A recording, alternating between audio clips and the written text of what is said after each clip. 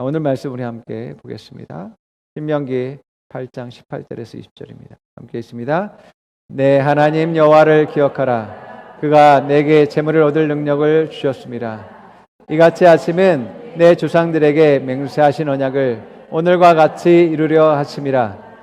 내가 만일 내 하나님 여호와를 잊어버리고 다른 신들을 따라 그들을 섬기며 그들에게 절하면 내가 너에게 증거하노니 너희가 반드시 멸망할 것이라.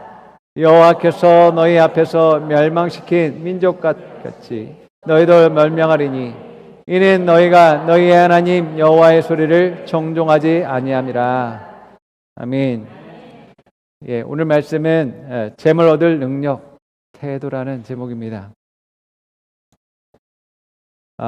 유대인은 세계 인구의 0.2%밖에 되지 않는데 노벨상 수상자의 무려 22%를 차지한다라고 합니다. 뿐만 아니라 미국의 경제계에 많은 그러한 은행과 또 금융계의 이제 기업들을 소유하고 또 많은 그러한 기업인들이 유대인임을 보게 되어집니다. 그래서 사실 미국이 전 세계를 움직이지만 또한 미국을 움직이는 사람들은 유대인이라고 말하고 있는 이유가 여기 있습니다. 오늘 말씀이 유대인들에게 해당된 것만은 아니다라는 것을 우리가 깨닫기를 원합니다. 그들이 재물 얻을 능력, 하나님이 축복하신 것은 언약에 근거한 것이었습니다.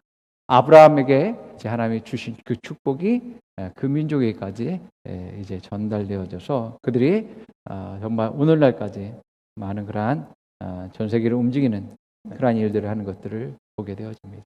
우리가 하나님의 자녀 되어졌고 또 우리는 공동 상속자이며 또한 가장 부유하신 분이 나와 함께 하시고 또 우리를 향한 하나님의 뜻과 계획들은 부유함입니다. 성공입니다.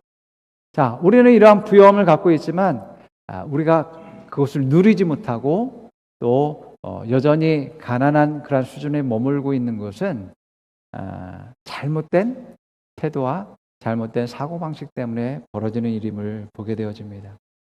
사실 우리가 그것을 누리지 못하는 많은 것들이 하나님을 따라가지 않는, 하나님의 뜻대로 하지 않는 것에서 발생되어진다라고 합니다. 복받는 사람과 복받지 않는 사람들의 차이는 어디에 있냐면 태도에서 나온다라는 것을 기억해야지만 되어집니다. 형통하는 사람과 불통하는 사람의 차이는 태도에서 나오는 것이죠. 또 부유함을 누리는 사람과 가난한 사람의 차이는 그 역시 태도에서 나오게 되는 것이죠. 우리는 많은 사람들이 생각하는 것처럼 돈의 차이가, 학력의 차이가, 기술의 차이가 우리의 부유함의 차이다라고 흔히들 이야기하는 것들을 보게 되어집니다. 그럴 수 있습니다. 그러나 그리스도인들에게는, 바로 우리들에게는 여러분, 돈에서의 차이가 아니라 태도에서 그 차이가 난다라는 겁니다. 능력은 어떤 일을 성취할 수 있는 그러한 힘과 지혜를 의미하고 있습니다. 그래서 이 능력이 내게 있으면 내 재능이라고 얘기하고 그 능력이 다른 사람에게서 내게 주어지면 호의라고 이야기를 합니다. 그런데 우리 모두는 이러한 재능과 이러한 호의를 다 갖고 있습니다. 내가 가진 재능을 하나님이 주셨는데 그 재능을 특별하게 생각할 수 있는 그러한 마음들을 여러분들이 가지셔야지만 됩니다. 여러분들이 어떤 재능을 가지고 있든 그 재능의 크기와 상관없이 그것은 소중한 것이다라는 것을 생각하셔야지만 되어집니다. 그리고 그것을 내가 그것이 특별하기 때문에 그것을 개발해야지만 되어지죠. 탁월하게 만들어야지만 되죠. 하나님이 주신 것인데 그것을 헛되이 낭비하거나 사장시키면 안 되는 것이죠. 내 재능이 특별한 이유는 다른 사람의 비교 우위에서 오는 그러한 특별함보다는 하나님이 나에게 주셨기 때문에 특별한 거예요. 또 더욱더 특별한 것은 하나님이 그것을 사용하게 하시겠다는 것이 더욱더 특별한 거예요. 이 내 재능이 하나님의 나라의 뜻을 위해서 사용되어질 때, 그때 하나님은 내게 그 재능에 더욱더 기름을 부으십니다. 그래서 탁월하게 만드시죠.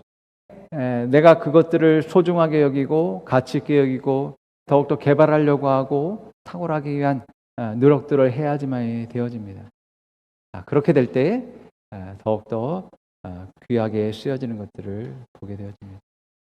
그래서 우리는 내 자신도 그렇고 우리의 자녀도 그렇고 우리 옆에 있는 지체들과 또 맡겨진 사람들을 볼 때에도 그들에게 주어진 것들을 또 귀하고 또 가치 있고 소중하게 여길 수 있는 눈을 가지고 있어야 될만이 되어집니다. 바로 하나님의 눈으로서 그 사람을 보게 될 때 그 가치를 보게 되어지는 것이죠. 우리가 가진 작은 것들이라 할지라도 그것을 귀하게 여기고 그것을 개발하고 탁월하게 훈련시키면 여러분 놀랍게 사용되어집니다. 내 재능이 문제가 아니라 하나님이 함께 하시느냐 함께 하지 않느냐예요. 하나님의 손이 붙으시냐 붙지 않는 거예요. 하나님의 능력이 있느냐 없느냐예요. 여러분 자신을 가치 없게 생각하는 것을 부정하십시오. 그것은 거짓말입니다.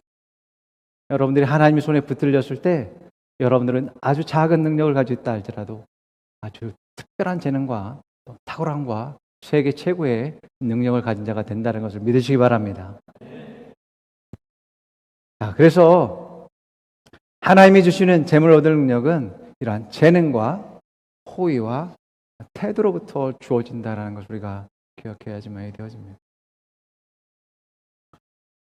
고린도후서 8장 9절 말씀 우리 함께 읽어봅니다. 여러분은 우리 주 예수 그리스도의 은혜를 알고 있습니다. 그리스도께서는 부유하나 여러분을 위해서 가난하게 되셨습니다. 그것은 그의 가난으로 여러분을 부유하게 하시라는 것입니다. 하나님의 그 부유함이 내게 적용되기 위해서는, 하나님의 약속이 내게 적용되기 위해서는 내가 가져야 될 것은 바로 올바른 태도입니다. 많은 사람들이 재물을 얻을 능력 하면은 그 사람의 재정과 또 투자 자본과 그 다음에 영향력 있는 사람들, 또 자기의 전문성, 기술, 지혜들만을 생각하는 것들을 보게 되어집니다. 물론 그것이 인간적으로 볼 때는 그것이 재물 얻을 능력이 있을 수 있습니다. 그러나 하늘로부터 오는 재능은 될 수가 없는 거죠. 하늘로부터 오는 재능은 하나님께서 주시는 것이고 그것을 받는 것은 우리의 태도라는 것입니다. 이것을 아는 그리스도인은 별로 없습니다. 여전히 많은 사람들처럼, 많은 세상 사람들처럼 많은 자본이 있어야 돼, 재능이 있어야 돼, 기술이 있어야 돼 라고 생각한다는 것입니다. 그렇지 않습니다. 우리는 세상 사람들처럼 아무것도 없다 할지라도, 팔과 다리가 없다 할지라도 나의 온전한 올바른 태도가 하나님의 놀라운 축복과 부유함과 하늘의 능력을 끌어당기는 힘을 갖게 되어지는 것이죠. 올바른 사고방식과 그 태도는 하나님을 움직이고 사람을 움직입니다. 그 태도를 통해서 능력이 들어오고 하늘의 복과 형통이 여러분에게 주어지는 것입니다. 그래서 성경이 말하는, 하나님 말씀하시는 여러분들이 태도를 갖고 있다면 하나님과 사람에게 축복과 또 은혜와 호의를 갖게 되어집니다. 한 가지 우리가 잘 알고 있는 백부장의 이야기를 한번 읽어보겠습니다. 누가복음 7장 2절에서 5절입니다.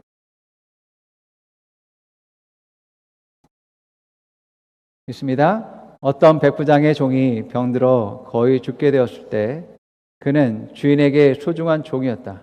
그 백부장이 예수의 소문을 듣고 유대 사람들의 장로들을 예수께로 그에게 보내 그에게 청하기를 와서 자기 종을 낫게 해달라고 하였다. 그들이 예수께로 와서 간곡히 탄원하기를 그는 선생님에게서 은혜를 받을 만한 사람입니다. 그는 우리 민족을 사랑하는 사람이고 우리에게 회당을 지어줬습니다. 예수님을 움직이고 또 능력이 나타나게 하는 그러한 이 백부장의 올바른 태도를 우리가 한번 살펴볼 필요가 있습니다. 이 백부장의 태도로 말미암아서 유대인들의 마음까지 움직였습니다. 여러분, 유대인들을 지배하고 압제하는 침략한 그런 로마 군인입니다. 로마 군대의 지도자예요. 그런데 이 지도자에 대해서 유대인들이 악한 마음을 가지지 않고 악감정을 가지지 않고 이 백부장을 두둔하는 겁니다. 유대인들의 장로들이 와서 어른들이 와서 예수님에게 간곡히 말하면서 그는 선생님에게서 은혜를 받을 만한 사람입니다. 그는 우리 민족을 사랑하는 사람이었고 우리에게 회당을 주어줬습니다 라고 말했습니다. 예, 오히려 유대인을 사랑하고 또 그들을 위해서 이제 회당과 또 여러 필요들을 공급하는 일들을 해왔다라고 말하고 있습니다. 예, 백부장은 유대인들에게 그러한 호의를 베푸는 사람이고 또 뿐만 아니라 예수님에 대해서도 올바른 태도를 가지고 있었고 예수님 말씀에 대해서도 올바른 태도를 가지고 있었던 것들을 보게 되어집니다. 바로 우리가 잘 알고 있는 믿음의 태도. 자, 여러분, 이러한 태도가 복받는 비결이라는 것입니다. 하나님이 우리를 향한 축복들은 이미 주어져 있습니다. 우리는 그 주어진 것을 누릴 수 있는 그러한 지혜를 가지고 있어야 되는데 그 누리는 것이 바로 우리 태도에서 나온다라는 것입니다.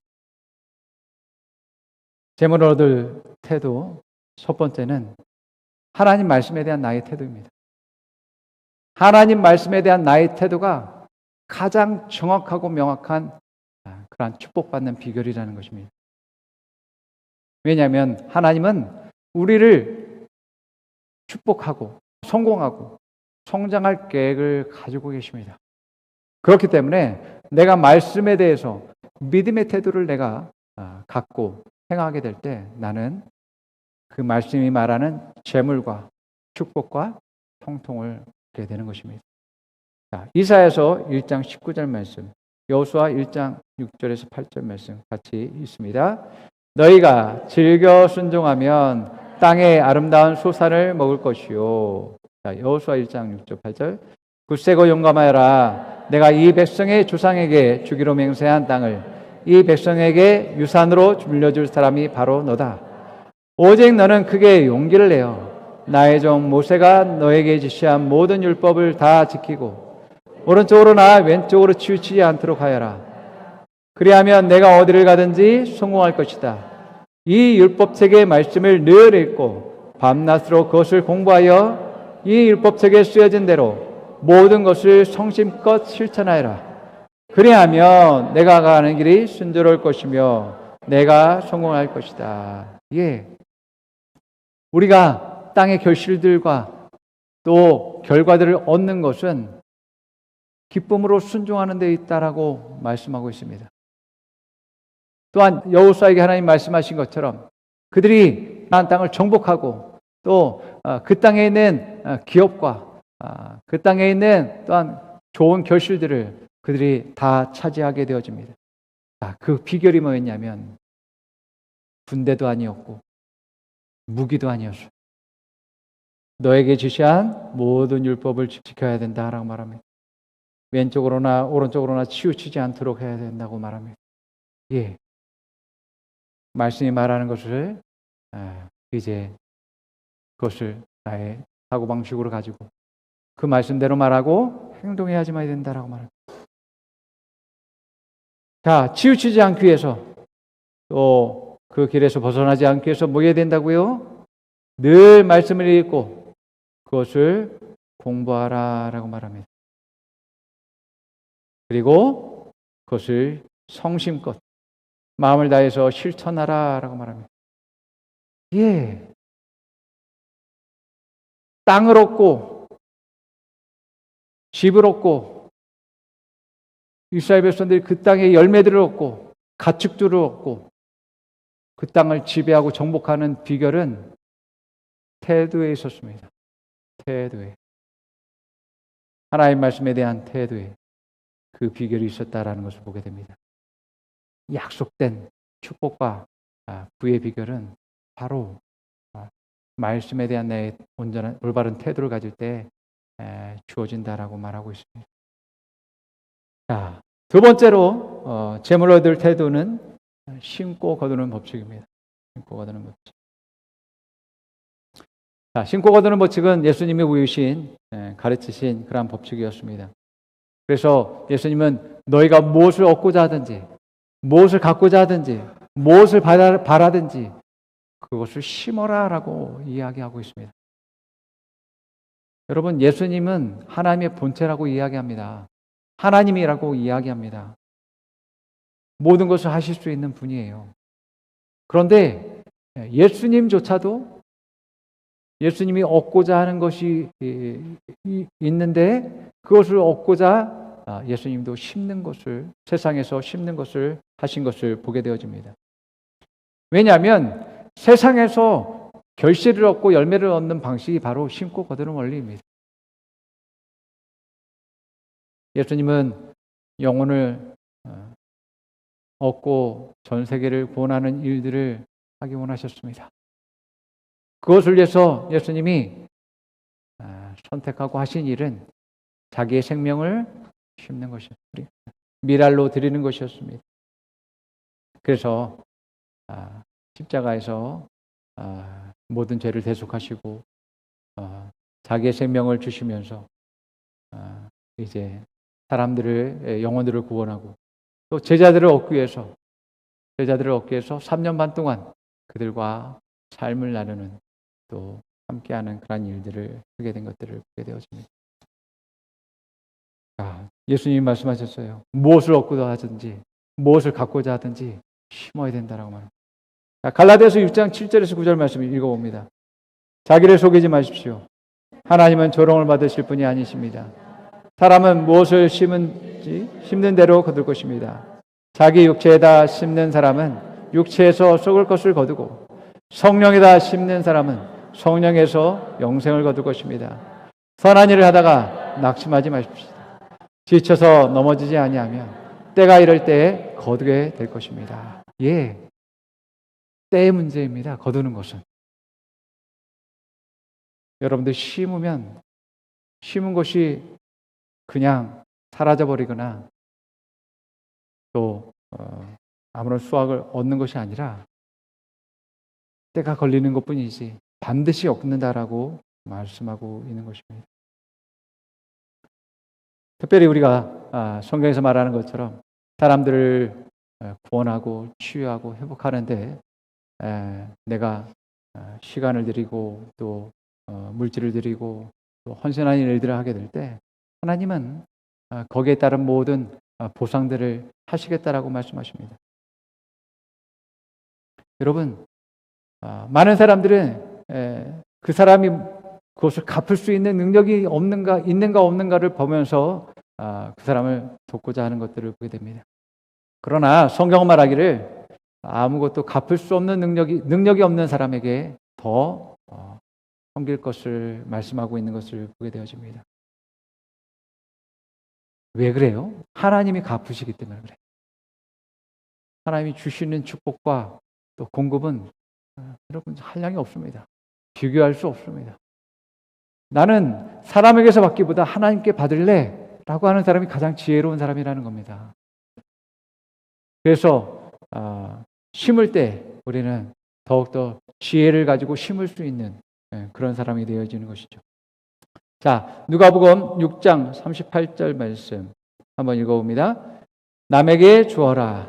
그리하면 하나님께서도 너에게 주실 것이니 대를 누르고 흔들어서 넘치도록 후하게 되어서 너희 품에 안겨주실 것이다. 너희가 대질하여 주는 그대로 너희에게 도로 되어서 주실 것이다. 여러분, 남에게 주어라. 그리하면 누가 주신다고요?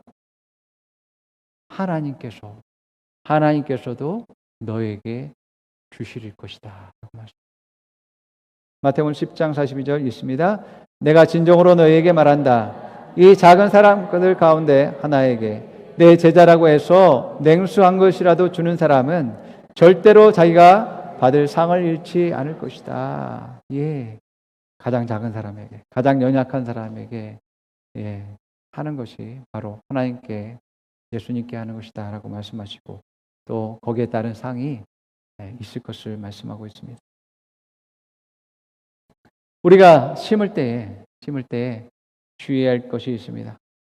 우리는 먹을 것을 먼저 구분하고 다음에 심을 것을 준비해야 합니다. 고린도후서 9장 10절 말씀입니다. 있습니다. 심는 사람에게 심을 씨와 먹을 양식을 공급하여 주시는 하나님께서 여러분에게도 씨를 마련하여 주시고 그것을 여러 갑절로 늘려주시고 여러분의 의의 열매가 증가시켜 주실 것입니다. 예. 우리의 재정에는 하나님의 것이 있습니다. 11조가 있고요. 그리고 우리의 가정의 생활비가 있습니다. 자, 이것을 제외한 나머지 것을 이제 심는 것으로 이제 쓸 수가 있는 것이죠. 그 심는데 우리는 성령님의 인도하심에 따라서, 감동을 주심에 따라서 그때 심으면 될 것입니다. 예, 세 번째로 재물 얻을 태도는 충성입니다.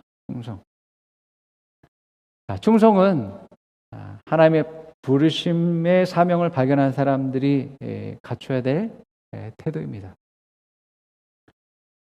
주인에 대한 충성에 따라서 자기의 부유함과 자기의 권세와 권능이 달라지게 되어 있습니다. 그래서 충성이 있는 자는 주인의 많은 것들을 소유하고 또 주인 곁에서 주인의 일들을 감당하게 되어집니다. 그러나 충성이 없는 자는 있는 것마저 빼앗기게 된다라고 하는 말씀을 우리가 보게 되어집니다. 여러분, 이 충성은요, 단순히 순종하는 것을 말하는 것이 아닙니다. 명령이 주어졌는데 그 명령을 수행하는데 여러 가지 어려움도 있고 문제가 있습니다.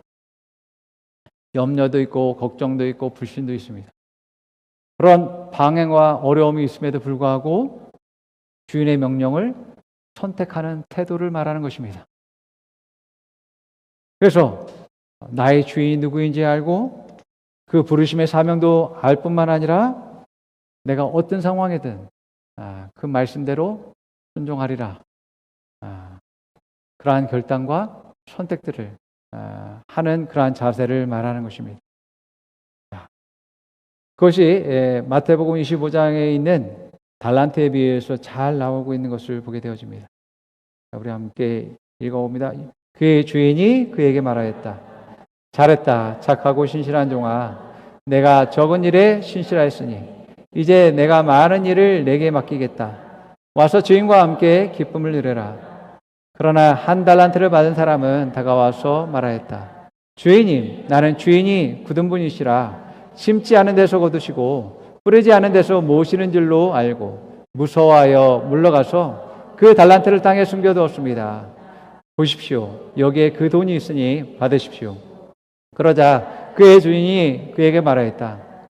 악하고 게으른 종아, 너는 내가 심지 않은 데서 거두고 뿌리지 않은 데서 모으는 줄 알았다. 그렇다면 너는 내 돈을 돈놀이하는 사람에게 맡겼어야 했다. 그랬더라면 내가 와서 내 돈에 이자를 붙여 받았을 것이다. 그에게서 그 한 달란트를 빼앗아서 10달란트 가진 사람에게 주어라. 가진 사람에게는 더 주어서 넘치게 하고 갖지 못한 사람에게서는 있는 것마저 빼앗을 것이다. 이 쓸모없는 종을 거기서 슬피 울며 이를 가는 일이 있을 것이다. 예. 한 달란트 받은 사람은 주인의 명령이 아니라 자기가 기준이 되어서 오히려 주인을 판단하는 일들을 했던 것들을 보게 되어집니다. 그래서 명령에 따르기보다 자기의 판단에 의지해서 자기 판단을 따른 것을 보게 되어집니다. 자, 여러분, 이러한 불신이 있는 사람, 같이 일을 도모할 수 없는 것입니다. 계속 뒤에서는 주인을 원망하고 불평하고 주인을 믿지 못하는 일들을 합니다. 그런 사람이 무엇을 이룰 수 있겠습니까? 그러한 태도는 여러분 절대로 아무것도 이룰 수가 없는 것입니다. 야곱은 삼촌 나반의 집에서 빈털터리로 왔어요. 그러면서 양을 쳤는데 낮에는 더위와 또 밤에는 추위에 떨면서 양을 돌봐야지만 되었습니다.